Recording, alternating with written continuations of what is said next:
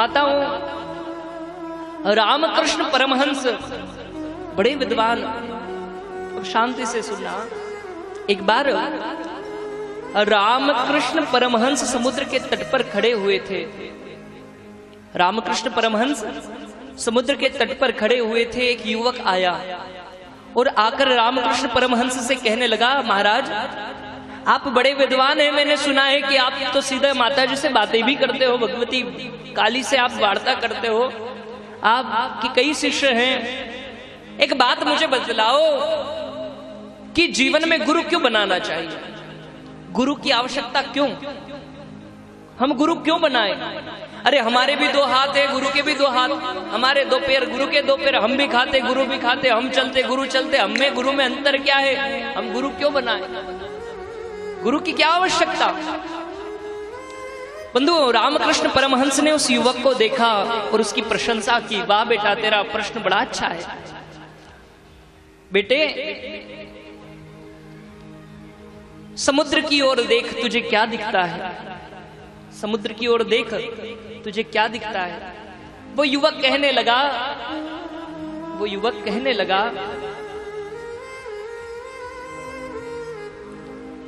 बोली भक्त वत्सल भगवान की। आप सभी शांति से बैठ जाइए।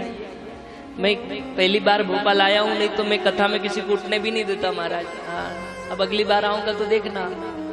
अभी तो पहली बार है, मैंने कहा ज्यादा गड़बड़ कर दी तो अगली बार बुला ही ना ही, तो इसलिए मैंने कहा चलने दो जो चल रहा है। एक बार जो बैठ गया फिर उठे तो पीछे ही जाके बैठता है वो। बोली भक्त वत्सल भगवान की। तो मैं कह रहा था, वह युवक कहने लगा, गुरु की क्या आवश्यकता? गुरु क्यों बनाए? हम भी खाते गुरु भी खाते, हम बोलते गुरु बोलते, हम चलते गुरु चलते, जैसा व्यवहार हम करते हैं ऐसा ही व्यवहार गुरु जी करते हैं, फिर गुरु की क्या आवश्यकता? रामकृष्ण परमहंस बोले, बेटा समुद्र की ओर देख, तुझे क्या दिखता है? उस युवक ने समुद्र की ओर देखा तो कहने लगा, दो वस्तुएं दिखाई देती हैं। क्या? एक नाव दिखती है जिसे केवट अपने हाथ से चलाता है, और एक बोट दिखती है जिसे ईंधन की सहायता से चलाया जाता है। अच्छा, इनमें क्या अंतर है? बोले महाराज, जिसे केवट अपने हाथ से चलाता है नाव, उसकी गति धीमी है, और जो बोट है उसकी गति अधिक है। बड़ी सुंदर बात। बेटा, इस नाव को किनारे पर आने में कितना समय लगेगा? कहने लगा, महाराज इस नाव को, इसको किनारे पर आने में कम से कम आधा घंटा, और इस बोट को आने में बोले 15 मिनट, क्योंकि ईंधन से चलती है, उसकी गति अधिक है। केवट खेता है, केवट की गति कम है, दोनों की गति में बड़ा अंतर है।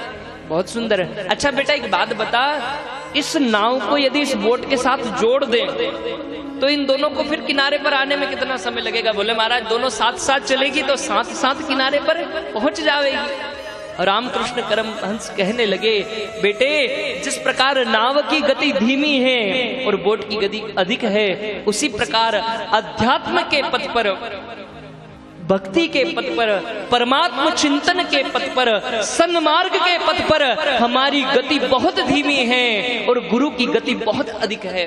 वो जो ब्रह्म को जान गया है, जो उस परम तत्व की गुरुता को आंक चुका है, जो उस ब्रह्म को जान गया है और जो उस ब्रह्म को जना सकता है, वह गुरु होता है। अरे जब हम गुरु से जुड़ जाते हैं तो उसके मार्गदर्शन में हम भी इस भव सागर से पार हो जाते हैं और हमारा परम कल्याण होता है।